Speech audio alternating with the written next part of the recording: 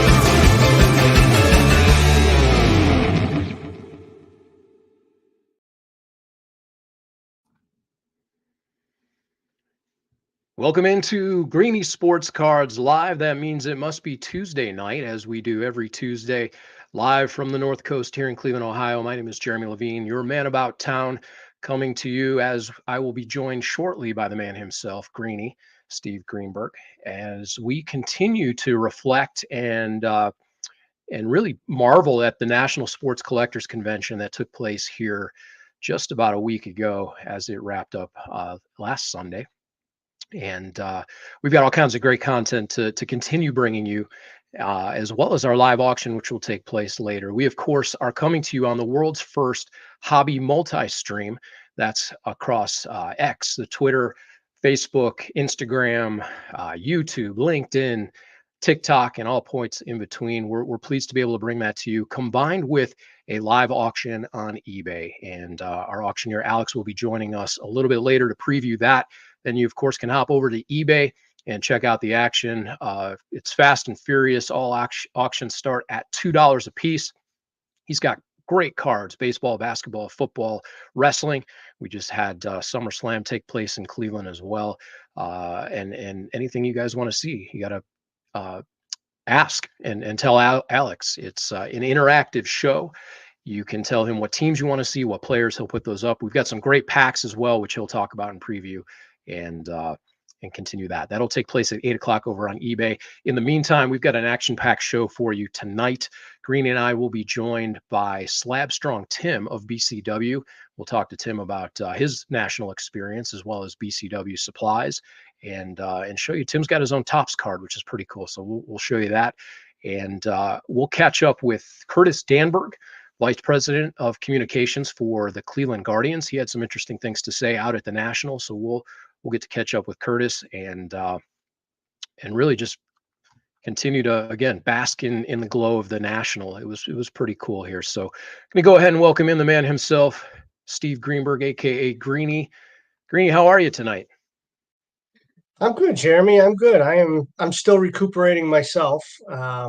We've started to do a few things, but mostly just kind of reflect from the National, and I think, like I said last week, it was like the All-Star break, and now trying to figure out what the second half of the season / year looks like, and try to move forward, and looking forward already to next year's National. 51 Mondays away. 51 Mondays away, but who's counting, right? I know, right.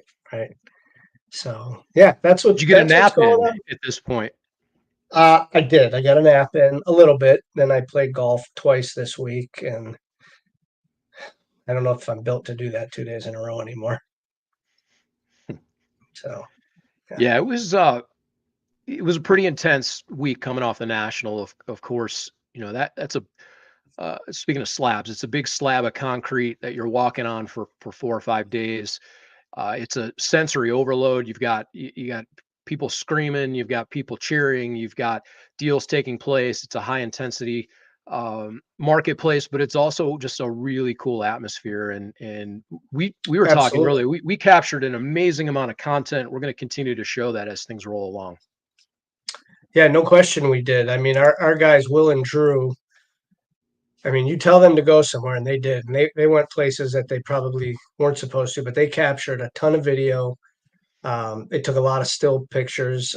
We got some great interviews that we're going to slowly show. We did not want to post them all in one day, but to slowly roll them out. We were telling Tim backstage before this. I mean, the video with Curtis Danburg, I haven't seen it. This is going to be the first time that I'll see your interview with him, and I know we become friendly with him and the Guardians since they help us with our show, the Great Lakes Collectors Convention. So we appreciate his time, and I know you haven't mentioned it yet, but his son, who is the play-by-play voice for the Lake County Captains, you'll have an interview with him coming up probably in the next week or so. Yeah, we got to talk to Tyler Danburg as well. He's a rising broadcast star. About a semester away from graduating from The Ohio State University, where he calls a lot of their action, I believe the men's basketball games and other athletic contests. And he's working this summer for the Lake County Captains and doing middle innings for them and other stuff on the air. So really cool conversation. There's 3 generations of Danburgs. Rick Danburg is well known throughout certainly Northeast Ohio, but in the Mentor community, he did the PA announcements for Mentor football for 50 years. And what a stellar program that has been over the years. So Rick fully ingrained in the community, and Curtis now with the Cleveland Indians / Guardians, and Tyler's got a really bright future ahead of him as well. No question. Yep. In addition, sifting through all this content, we were able to talk to Greg Williams and Blake Williams. We talked to Hayden Grove. We've got a Johnny Manziel piece to show.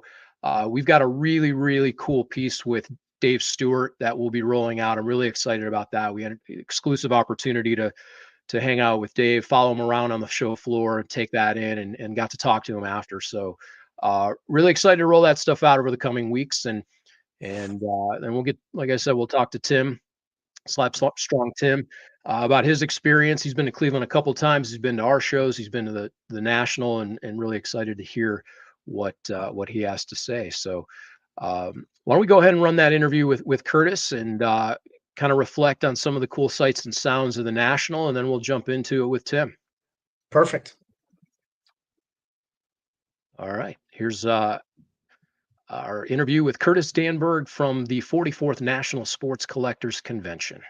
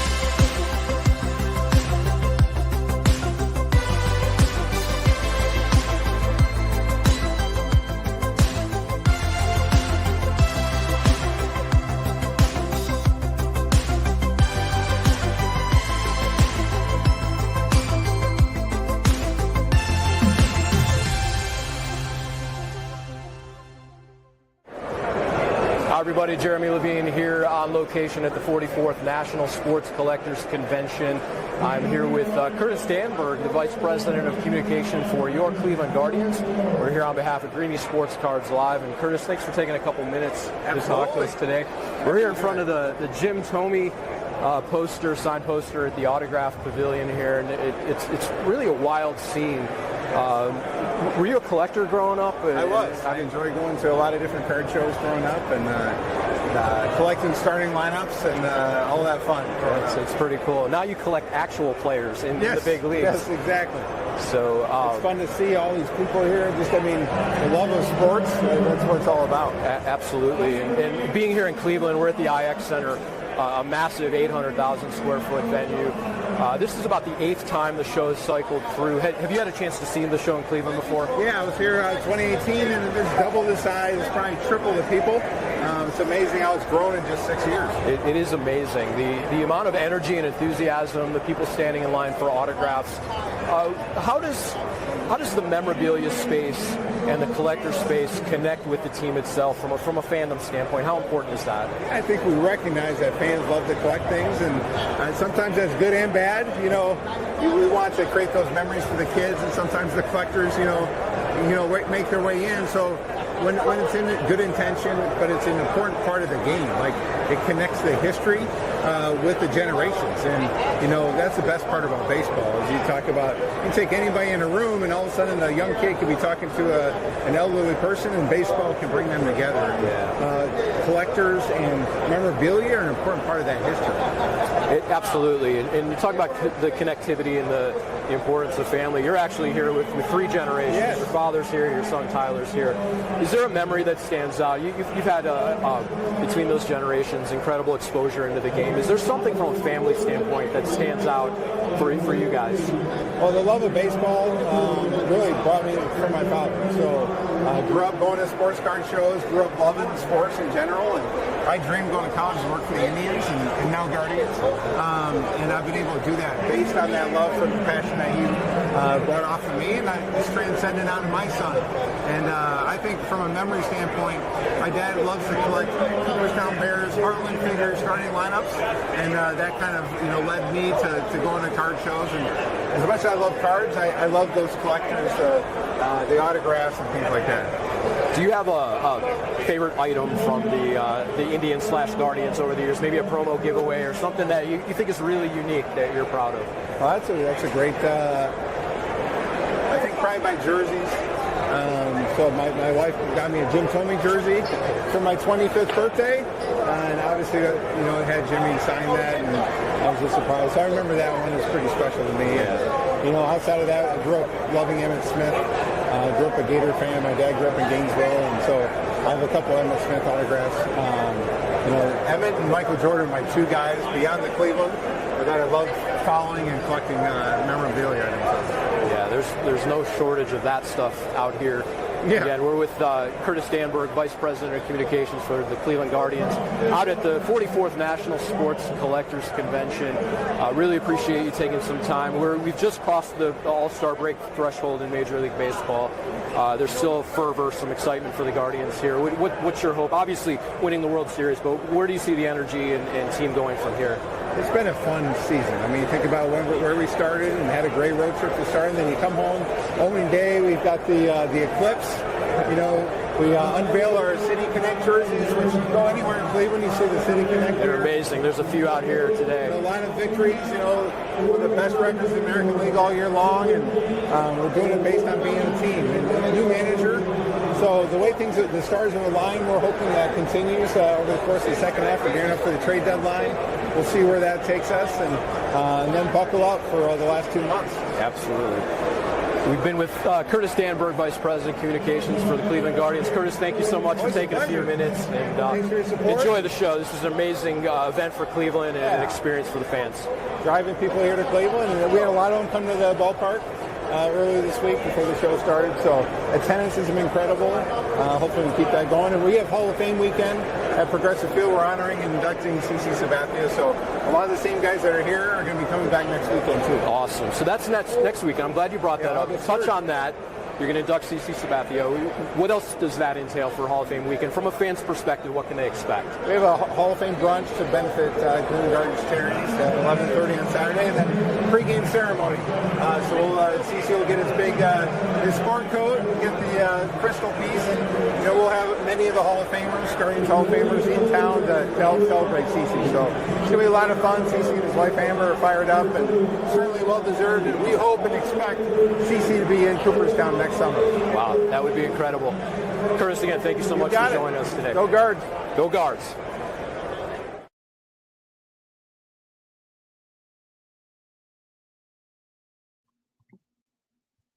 That was fun. That was a lot of fun. Just a little bit of a taste of some of the cool stuff we got into in and around the autograph pavilion and the show itself. Yeah, the Guards continue to play great baseball. I think they're tied for best record at this point. Yeah, they've had a couple rough games, but yeah, they're back at it. I got to see part of that ceremony and watching CC Sabathia throw the ceremonial first pitch to Victor Martinez, like they did 20 years ago. That's very cool. Well, Curtis fully expects that he will be inducted next year into the Baseball Hall of Fame.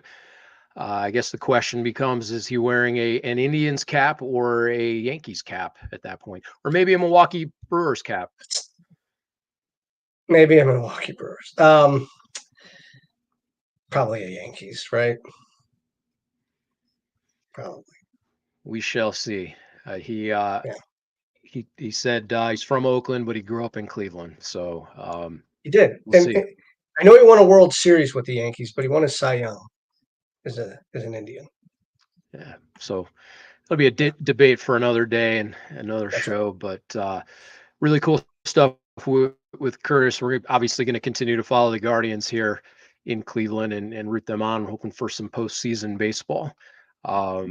It's been a really eventful couple of weeks and will continue to be. Obviously, the National Sports Collectors Convention was here. We had SummerSlam in the stadium, Brown Stadium, on Saturday night. Hall of Fame football game in Canton. Hall of Fame enshrinement. That whole week of festivities was amazing.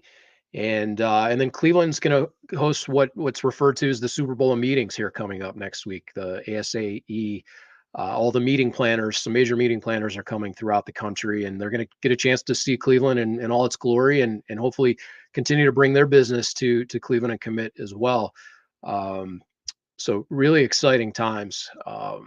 So yeah, we're off the heels of that. Look forward to talking to Tim here in a second and get his opinion on Cleveland and the show and where we're going from here. And for those who don't know, we'll ask him about this, but he's got his own Topps card, which is very few and far between where people can actually say that, which is pretty cool. So excited to hear that story and find out how that came about. And we'll go ahead and welcome in Slab Strong Tim to the stage and say good evening. What's up, guys? Tim with the hat. Yeah, we're going I'm a Topps show today. They put me on the card, so I'll show for them today, and I got the Topps logo on. It's and you're known for that. I actually mentioned a friend of mine. I said, he asked who was going to be on tonight, and I said, Slab Strong Tim. Do you know who that is? He goes, the dude with the hat, right? Yeah. And I said, yeah, that's him. The dude with the hat. Yeah. Yeah, it's helped my ego out. I can tell you that. Well, I guess we might as well ask, how did that come about? The first time you wore a big hat like that? I forget where I was, but my buddy Corey, Show Your Slabs, Corey. Sure. Everyone knows him. He called me and said, I just saw an episode of Shark Tank, and they had these big hats. And he told me, he goes, I'm going to buy one for you. And he bought one for himself too, but he told me, he's like, I don't think I can pull it off. Like, he's not the type to really draw attention to himself. And so he bought me one, and that was, I don't know how he did it, but because usually when you see a show on Shark Tank, they get bombarded with orders and everything. Somehow Corey was able to talk to Sean and Gabe, who are the owners. They were the ones on the episode. And he was like, look, I know you don't know who I am, but we got this event called the Mint Collectible in Vegas. So this is like 3 years ago, the first Mint. And can you get these hats out to us? So they got the hats out to us within like 3 days after the episode aired. So, once I was at the Mint Collective, I put it on, didn't take it off, and people were commenting like it was definitely was a thing. But then I was on a bunch of podcasts, including one in South Korea from the card shop Hobby Korea. I don't know if you ever met those guys. Awesome people.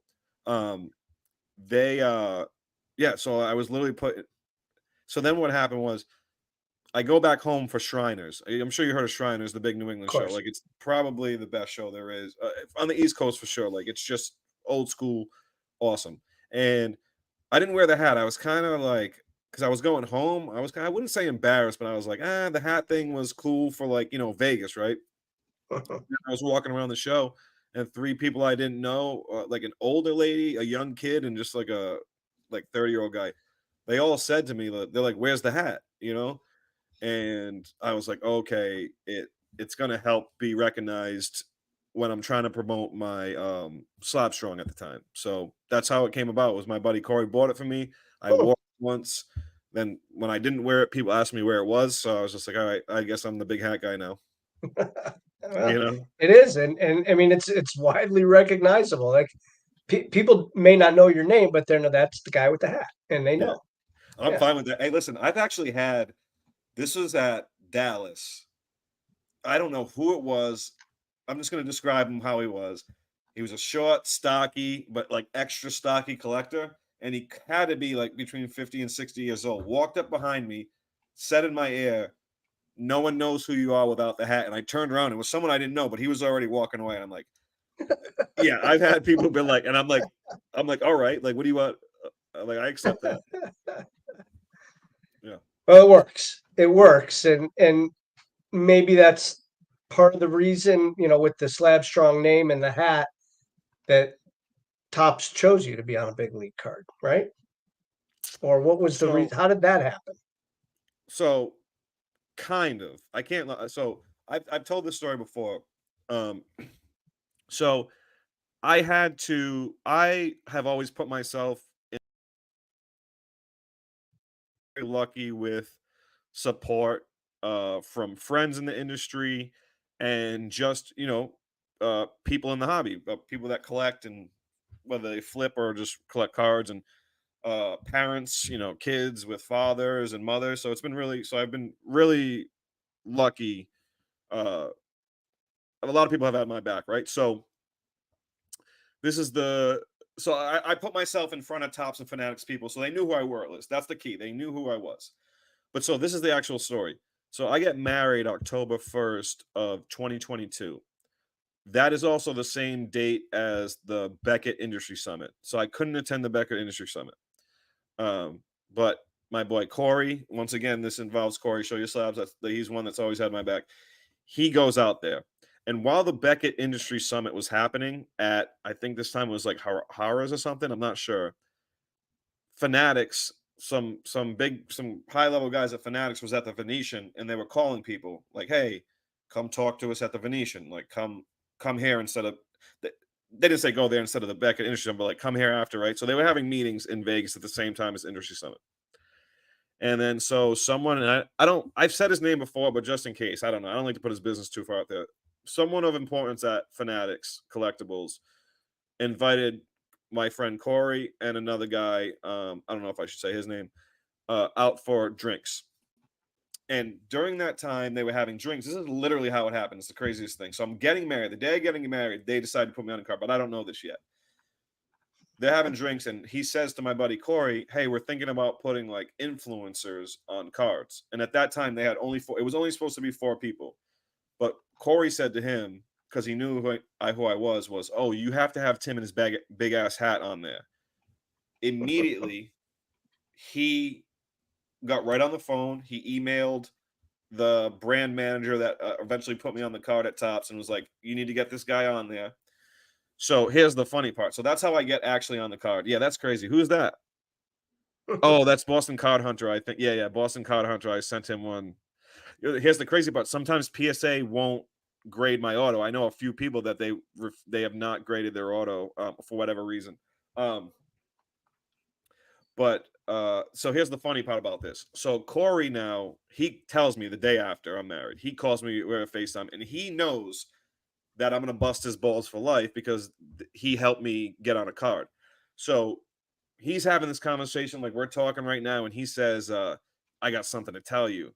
And I'm like, "What do you mean?" He's like, "It's bad news for me." And I'm like, "Nah, dude, like if it's," but he says, "It's bad news for me, but it's good news for you." And he says, and I say back to him like, "Nah, dude, if it's good news for me, it's good news for you. Like it couldn't be that bad, right?" And that's when he tells me that he suggested I get on the card and that they were actually giving me one, but he wasn't supposed to tell me. So now 2 days after that, I get a call from the guy at Fanatics on a Zoom call, and he tells me, he goes, "Hey, do you know that?" But I already knew I was going to be on it, but I had to pretend like I didn't know. So I pulled it off, though. I was like, "Oh my God, I can't." I mean, I still couldn't believe it, but but that's how it happened. Is my buddy Corey suggested it, and through my prior networking, luckily the guy knew who I was and thought it was a good idea.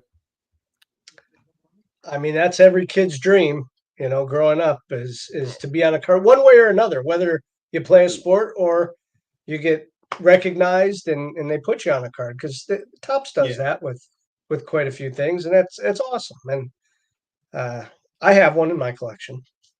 Yeah, no, I've always did I give you one or did you buy it? I don't remember. No, I think you gave me one. Yeah. Okay, I was gonna say, like, I'm glad I did, because I've always appreciated you. Thanks. One other cool aspect of the card was they let me write my own bio on the back. So when you read the back of my card, that's my own words, spell checked, even though I put local LCS, so it's local. But don't kill me out there, people. I get it. But yeah, I got to, and if you read the back, I'm actually taking digs at people and talking a little mess. So I had a really good time doing it. I also say thank to some people, but no, it was really yeah, to this day, man. I just got my Beckett slabbed. I got a PSA 10. I got a bunch of 10s from Tag. I got a 9.5 from Beckett, but it really is the craziest to me still. Like, I can't believe it. That's awesome. So you were in Cleveland for the National. Just take us through your week. Everybody's week was crazier than the next person, and it didn't stop, did it? So a lot of people know me at shows in terms of like, oh yeah, I've seen the big hat guy. The reason why that is because I walk a lot, and I make sure I cover every inch 3 or 4 times of that place.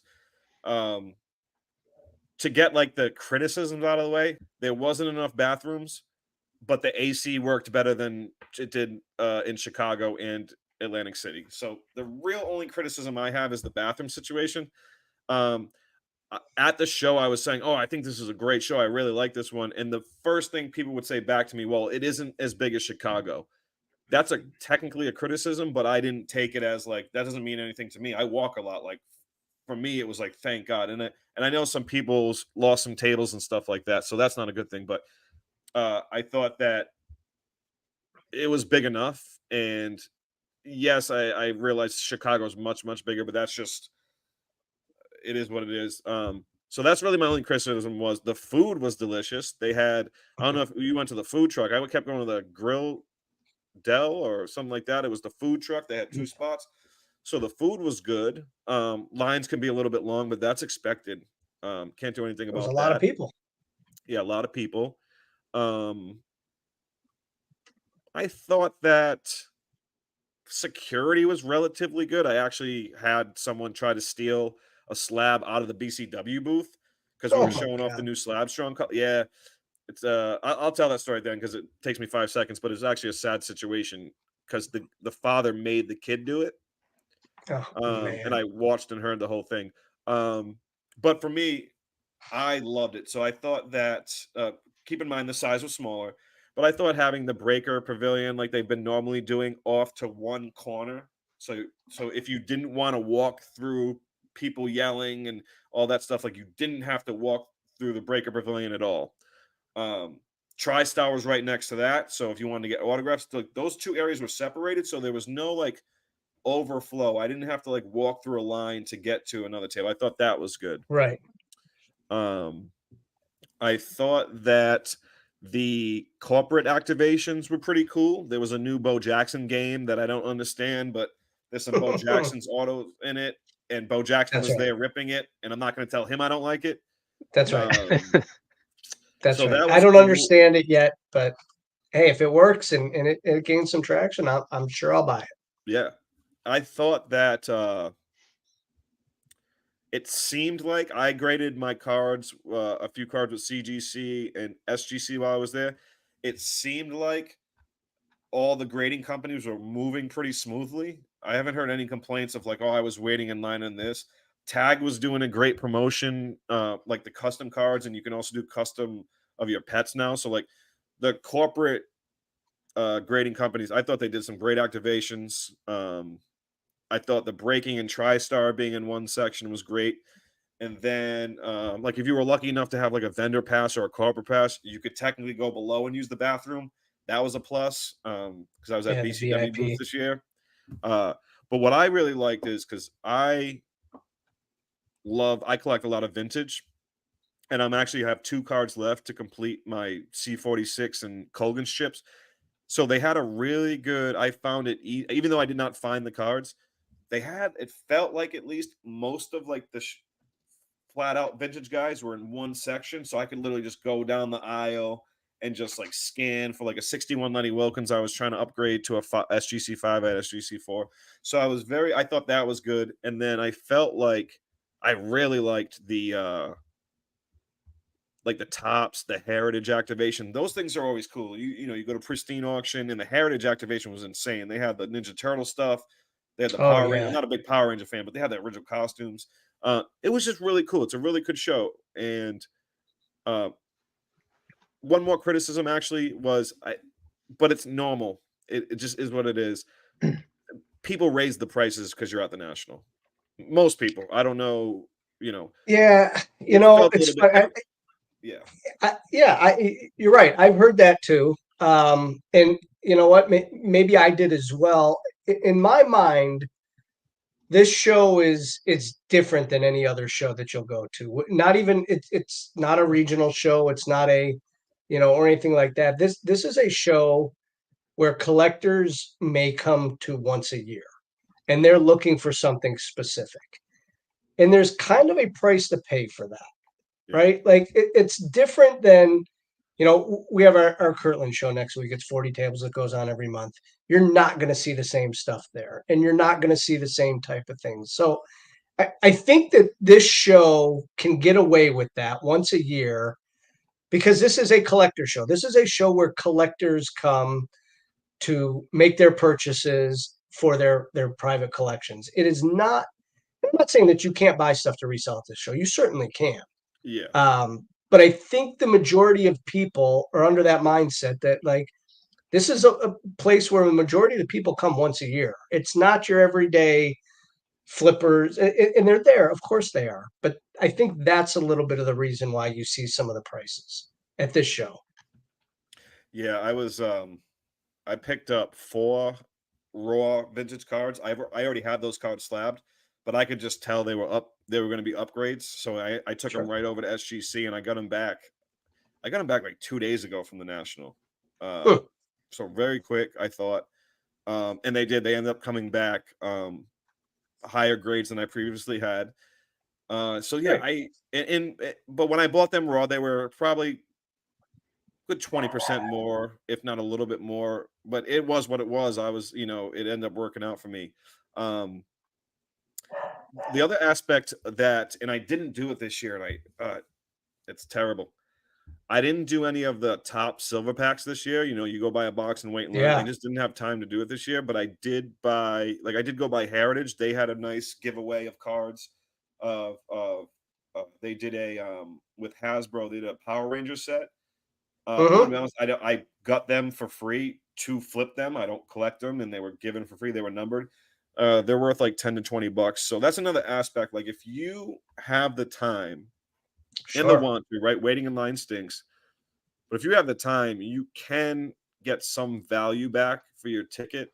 And I didn't do any of that this year except for the Heritage giveaways, but the lines were long, man. I saw people lining up as soon as they walked in the door for the whichever packs they were. I don't know, the tops. And I think we bought some of the National VIP silver packs from a friend of mine, and we have those. They'll be on our eBay Live tonight. So I always like those. Those are cool. The silver packs, the VIP ones.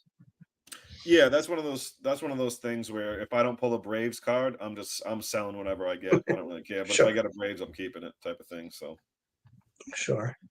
Yeah, Greenie, you and I talked about this a little bit. As far as the venue, going back to one of the not necessarily criticisms, but I think it's a perception issue.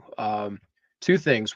One, Ironically, there's probably nobody in Cleveland that knows that venue better than me or that show over the years, having produced it through those 5 cycles. I'm almost sick of saying that at this point, but the reality is, knowing the IX Center, having been there, working there for 15 years, seeing that show 5 times, I've never seen a crowd like that before. So the transportation issues, some of that was by proxy, the way they reconfigured the building, but they addressed that along the way. The amount of people on the floor overwhelmed the bathrooms, it overwhelmed the internet. Certainly, I think you're going to have those issues in any venue in any city, because if everybody's walking around with their phones and they're streaming and they're communicating or they're breaking. But the perception, I know this for fact, just literally having laid out the floor plan before on this show, is that the footprint is essentially the same size it's always been in Cleveland. There's always been about a 400,000 square foot footprint. In previous years, in 01, 04, 7, 9, 12, and 18, it went east-west. So when you walk in that east entrance, it went all the way on one floor.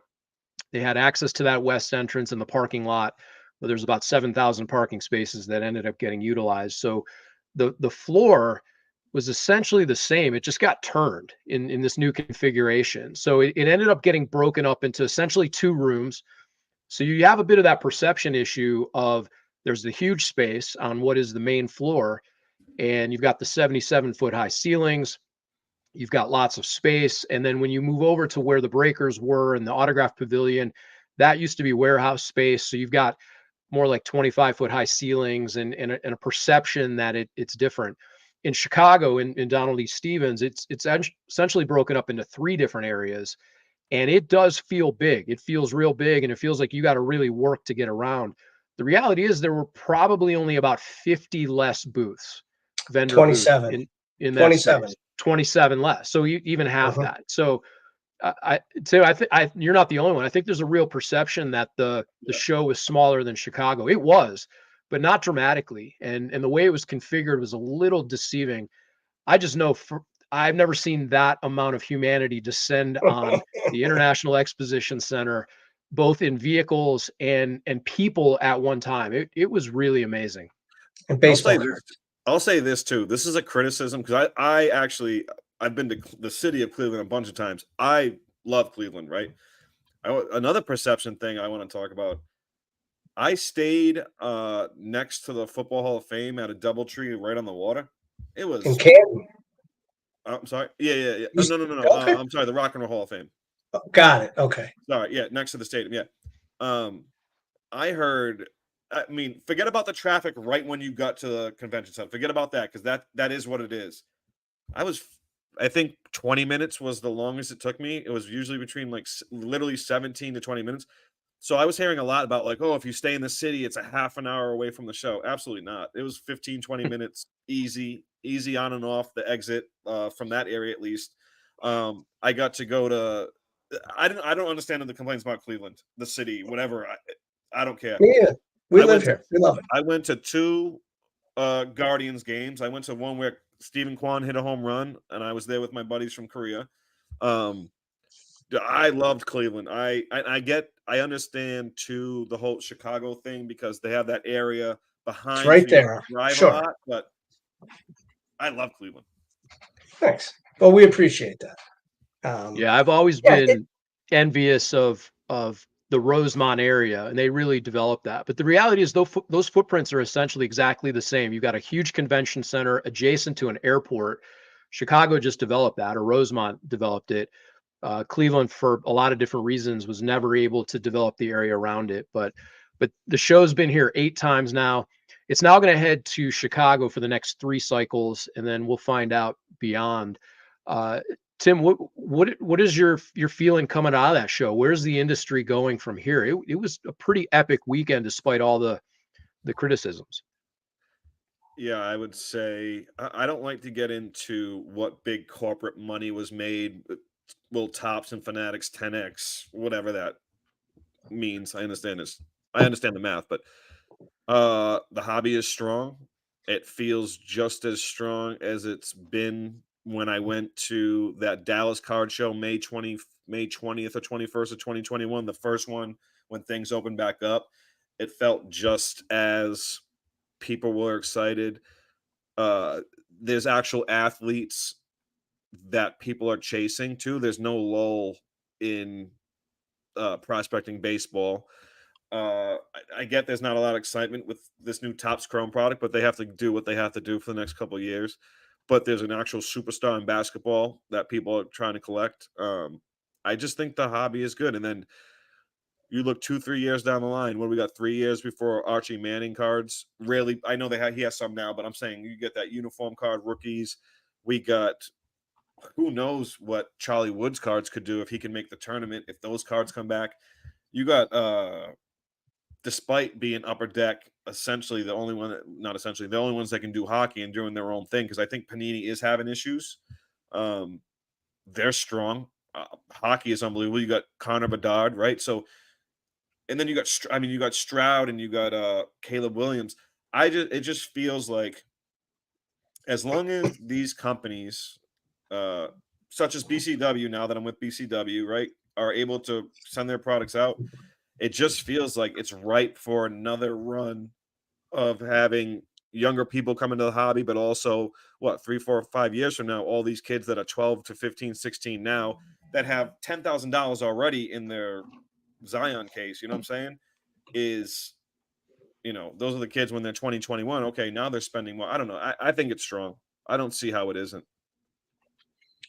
I agree with you. And we see all the people putting the money into the prospects and these things. And not only that, I mean, vintage is strong as well. I mean, you said it yourself, some of the few things. And Mike, Vintage Cardboard Collectibles, was set up next to us, and he was strong all week. And people are still putting sets together, and they're putting the stars. And so vintage isn't going away either. In fact, I think there's an uptick in that. And even our booth, we have a lot of 90s inserts, and we crushed it with that. And I see the sign behind you, the sports cards nonsense. And Mike Gio loves that. I mean, he was by the booth. And, oh, dude, real quick. I tell everyone, I was talking to people. I was like, oh, I'm going on Greenie show tonight. And I always tell people, you have the best dollar boxes I've seen, because when I say dollar, I think you also have like $2 or $3 boxes, but right. I love your dollar boxes, man. I buy some numbered refractors because I love college basketballs. That didn't matter. I bought a Khalid Al-Amin out of 500 from you in a dollar box. Like, you have very good 90s dollar box stuff, not just like base 1990 flair. You have some good stuff. So if you ever had a Greenie show and you see Greenie, you see that logo, go to his dollar boxes. Well, thank you. We build those boxes. It's not like we buy that off someone's table and then we put it there. No, we dig at other people's boxes, quarter, 50 cents, dollar, and we hand make those boxes every year, and people love them. So I'm dead serious. I tell everyone you have the best dollar boxes. Thank you. So like that was, I don't know, I had a good time. Like I thought that I went a couple after parties. Oh, real quick, I wanted to shout out before I forget. David Marino and his crew. I got a bunch of friends. Becca, who's a trading con chick. My boy Yitz. I'm forgetting the other gentleman's names. Kadeem. I technically didn't go because I didn't want to deal with the 1,000 people that showed up. But I heard and saw beforehand that the trade night in the basement, they did a really, really good job. Cod Carver did some giveaways. I think Luddix was involved in that. Like, I heard very good things. Like I said, I didn't make it to it. I just didn't want to deal with the crowd. Sure. I did go to a few after parties, and it was great. Networking was great there. But so shout out David Marino and his crew at doing the trade night. Did you guys go? Yeah. I heard it was too crazy. So by 6 o'clock, I'm exhausted. Yeah. And we're going 8 a.m. to 6 o'clock, and people don't realize that floor gets really tiring on your feet. And so the easy answer to your question is no, I didn't go, but there's a reason why. We're exhausted by that time. You just want to eat dinner and relax and get ready for the next day. So, and I love that they do it. I wish I was 25 years old. I would go, right? Unfortunately, I'm I'm not 42 anymore. now, and I'm not. I got the wristbands, and I was like, I know it. Yeah. I know it was very nice, and they had the food, but I heard it was Yeah. like lines out the door. He did a great job. They did No, a great job. yeah, and I know it was packed. I mean, I know my guys, Matt and John, they went and did some deals with people down there. So yeah, I know they do a good job. I like that they control it, and it's in the same location. You don't have to go anywhere. So the way they did it, it was terrific. Yeah, I And I heard also, nothing but good things. yeah, and also another thing before I forget, because I'm a little it gets hot under here, so I'm sometimes it sure just that cooks my memories. Um, I met Slab Mania in person. So I feel like I've almost met everyone, all the people that I would want to meet at least and network. And I finally met Slab Mania in person. She was great. yeah, Haley's terrific. Yep. And who else? I think that was it. I feel like that in terms of people. Oh, I met my buddy. I don't know if you guys are aware of Nature. His Instagram is Nature Loves You. He does if you look at the arena club stuff, he does some of that stuff. But met him in person for the first time. He's a great person. He's done some stuff for me and BCW. He's great content creator. Yeah, I met just a few people that I hadn't met before. Okay, can I tell you That's what this show is for. I mean, it brings everybody together, right? I mean, every Instagram and YouTuber and TikToker, they all show up to this show, and yeah. whether they're there to just meet and hang out and swap stories or to buy and sell cards. I mean, that's what this show is really for. I got to tell you guys a story, unless you have a question for me. I don't know. Well, it's all yours. So I don't know how you guys. I didn't hear much about theft at this show. I don't know if you guys did. Did you? I didn't hear about what? Theft. I heard a little bit. I didn't hear anything quite like we heard in Dallas. Yeah. So I had I was angry. I was also sad at the end of this experience. So my new colors for SGC, PSA, and Beckett are out. So we released them at the National. They're on pre-order now. You can go to bcwsupplies.com. First of all, I'm getting very good at just throwing ads in there. I just realized that too, how good I am. So we're standing at the booth, and there's this PSA 10 Tua Tagovailoa, like purple die cut rookie, and it's in a Slab Strong. It's in one of the new Slab Strong colors, and it's in, for whatever reason, even though it's purple, it was in an orange Slab Strong. So it's the only orange Slab Strong in this case. And a guy comes over and says, like, how much is this card? And we tell him, like, hey, it's not for sale. This is just, we're just showing off the new colors. So, we just can't sell. Plus, you can't sell stuff out of a corporate booth. So now I just got a weird vibe from it. So now I stop paying attention, and and I'm listening too. So this isn't like I'm guessing what happened. The father goes and sits down in the aisle and his son couldn't have been more. Hey, what's up, Joe? His son couldn't have been more than 8 years old, and his father told the kid, go take the orange one. So now I'm sitting there watching this kid, and he's rifling through the slabs, and he was not very good at it. He looked both ways each time. He takes the slab, runs, puts it behind his father, and his father sees me see it happen. And like I said, I heard him tell the kid what to do. So there's nothing bad on the kid. This guy makes the kid apologize to me.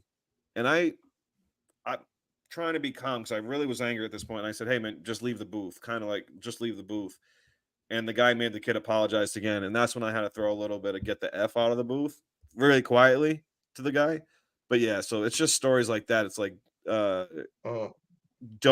if anyone is ever out there and you have a little bit of that in you, just remember to yourself, you don't want to be that guy and you don't want to get caught. Like, no. even if you have that little bit in you and it's not like morality, it's like, just don't be that guy. And especially, so here's the problem is, like, I wear this big ass hat and this little 8-year-old kid's just looking up at me and I'm just like, hey, you just stole my card. So now this kid probably doesn't know what. But yeah, it was a sad situation. So I was wondering that I heard a couple other things, like small things where it was like people using kids, parents using their kids as like this either distraction, or it was just sad. So don't be those people. Don't do that. Well, speaking of security, Tim, we want to talk to you about BCW and supplies before we Nice let you segue. go and talk about thank you for the segue. How much does a segue? Keeping cards secure and let's talk about BCW and your role there and how they help the industry. Yeah. So I go by Slab Strong Tim. My product came out 3.5 years ago at this point. BCW recognized the hard work and all that good stuff, and they now license my product. So I have a royalty deal with them. So technically, the royalty deal was good enough to where my website redirects you to BCW now. So I'm fully on board with BCW. The product is also technically called Slab Bumpers now. But yeah, so I made a deal with them last year, almost a year to date, right before the national, and so they now manufacture. What's up, Jeremy? They now produce and all. So much stress off my back. So Slab Strong, that's where that is now, called Slab Bumpers. We got a ton of colors for a ton of different brands. Go check that out.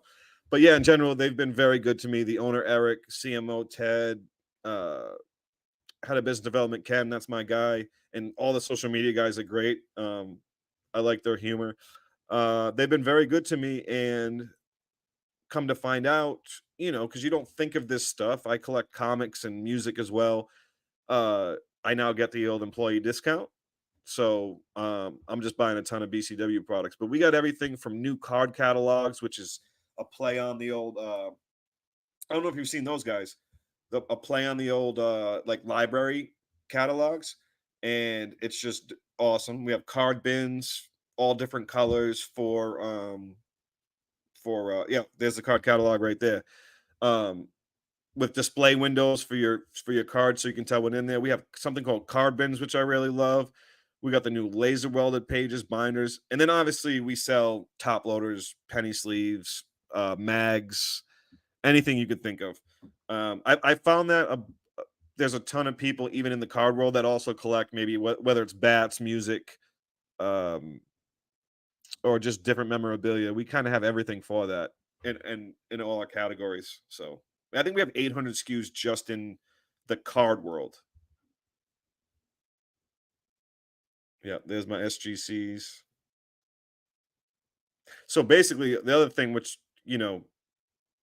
this has made my dream actually happen, right? There was no problems. We were selling Slab Strong, but I needed more molds. I wanted to do more companies, and I don't know how long it would have took me to get it all accomplished, like the big dream. So it was a real blessing that BCW did what they did.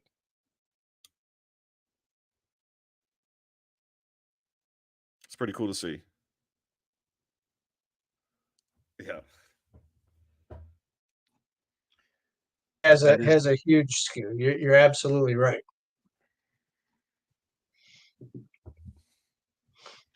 Very, very cool. So, Tim, you were in Cleveland for the National. You were able to make it out to the Great Lakes Collectors Convention the last 2 years where we first met. That's going to be the big show in the region for the next 5 years, at least, if the National doesn't come back around. What are you looking forward to for that show? What can Greenie Sports Cards do to help facilitate and grow it, expand it, and give the hobby what it yearns for with that event next April? Well, I would say, like most things, Greenie just needs to keep being Greenie because, well, I mean, you bring a good vibe, right? I won't say the guy's name, but there's a certain show that I won't go to, and honestly, his show doesn't exist anymore, so I probably could say his name. But this guy did not bring the good vibes, and so you want to go somewhere where you feel welcome. Greenie and the whole staff there. I don't know if it's, and forgive me if it's like someone related to you, but I love the guy, the old gentleman the older gentleman. Sorry, old guy. He knows what I'm talking about though. That runs the front. Awesome. And I believe I don't know if it's your son. There was a kid named Jacob, but I believe Jacob works with us. Fortunately, I'm not old enough to have a son Jacob's age. But okay. Yeah, I thought Jacob was a little bit younger then. I'm just maybe. Anyway, yeah, he is. He is. He could be my kid, but he was confused. I'm trying to make myself feel better. I just remember Jacob because he was confused that, like, because some people, I'm like, oh, I have a card, they're like, okay, sure you do. Or they're like, you don't know what I'm talking about anyway. So then I show them, they're like, okay, buddy. And they think it's like a custom card.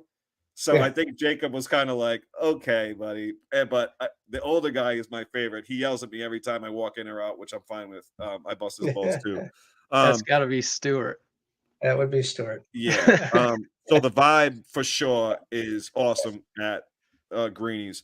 Also, if you want good cards, they have good vendors at Greenie. My guy, what's his name? I think McCracken. Is that his brand? Him and his son, they're there. Greenie's table's amazing. I'm gonna forget a bunch of people, but good brands go there, which brings good cards. I also like all the extra stuff that you bring with the certain signees, and you always do the radio show from the stage. I just think, like most things in this industry, honestly, unless you want to throw $1 million into a card show it's just a natural progression, because Dallas Card Show has always been the Dallas Card Show, but it wasn't until them being the first that opened after the pandemic that really set them as like, oh, every 2 months they have this Dallas Card Show that's actually in Allen, Texas, so you got to take a $65 Uber to it. But it's like, it has an area next to it to eat, right? There's I don't know if you've ever been there. There's like a whole area around it. And for people that don't know, Greenie shows are usually within 15 minutes from, I think your Independence one is like 15 minutes from downtown. Yeah. Right. Yeah, so, and like I said, don't let anyone tell you something different about Cleveland. It's a good time. They get good food, good places to drink, some great breweries. Went to Southern Tier. So that's how I always look at card shows: is who's behind it. Am I going to have fun if I go there? Am I going to feel like I'm out in the middle of nowhere? Because that's a factor too. I do like to have a good time. Am I going to be trapped out in the middle of nowhere and sticks? Like, that's not the case. Yeah, I don't know. I don't know how much more you could do. I love it. And well, we appreciate it. Listen, me and you don't exchange money. I'm not driving 8 hours from Nashville for anybody. I can tell you that. So, well, thank you. We appreciate you coming, and we love that the loyalty you bring. And I know that the first show you had your wife at the show, and it's terrific. And we appreciate your friendship as well, and seeing you at different shows, not only our shows, but when we see you out. Yeah, absolutely. And there's Alex. Big Alex. Yeah, Tim. Look at that national pack right there too. I can just feel something good is in there. Come and get it. 8 o'clock. Yeah. I need a big hat still. I still need a big hat. I need it. So Tim, we want to thank you for joining us this evening. Really appreciate the time. We're going to preview the auction with Alex real quick here, so you can join us over on eBay Live if you want to join Alex. Slab Strong, Tim. Check out the supplies at BCW. If you're at a show and you see the hat, Tim's there. So our thanks. Where are you at next? Without asking. Where are you at next if people can find you? I'm in Indianapolis at Andy's Baseball Card Exchange. They're doing a big event for kids. That's the 11th. And then I'll be at Fanatics Fest in New York. And then September 14th. September 14th. Big Nashville. We're gonna put on the biggest Topps Hobby Rip Night in the country, September 14th. We might have some competition. Check us out. September 14th. You'll see all the promotions. Yeah. We'll be sure to share that, and hopefully, if we can make it, we'll make it. All right. Appreciate you guys. All right, Tim. Thanks for joining us. Hey, join over to the live, everybody. I'll see you guys there. Appreciate it. Yeah, Alex, we got a little behind. We will catch you over there. Join Alex on eBay Live. He's got lots of packs. As you see, he's got the national pack. He's got plenty of other teams. It's an interactive show like we talked about, Greenie. You got to tell them what teams you want to see, what players, and what packs you want to rip. So everything starts at $2, combined shipping, $4.99. Head over to eBay Live, look for the Greenie Sports Cards graphic, and click in and join Alex over on eBay Live. Our thanks to Curtis Danburg for joining us over at the National, and Strong Slab Tim for joining us this evening. And, of course, Greenie, thank you as always. for letting us do this every Tuesday and beyond. Always a pleasure. And again, another Tuesday and another great show, and we look forward to next week. Absolutely. Plenty of great content to come. We're going to have Dave Stewart. We're going to have Greg Williams and Blake Williams. We've got Hayden Grove coming up. And you never know who's going to show up live and join us on Greenie Sports Cards Live every Tuesday at 7 p.m., auction at 8. Greenie, that'll do it. That'll do it. Thanks, Jeremy. I appreciate you hosting our Greenie Sports Cards Live every week. My pleasure.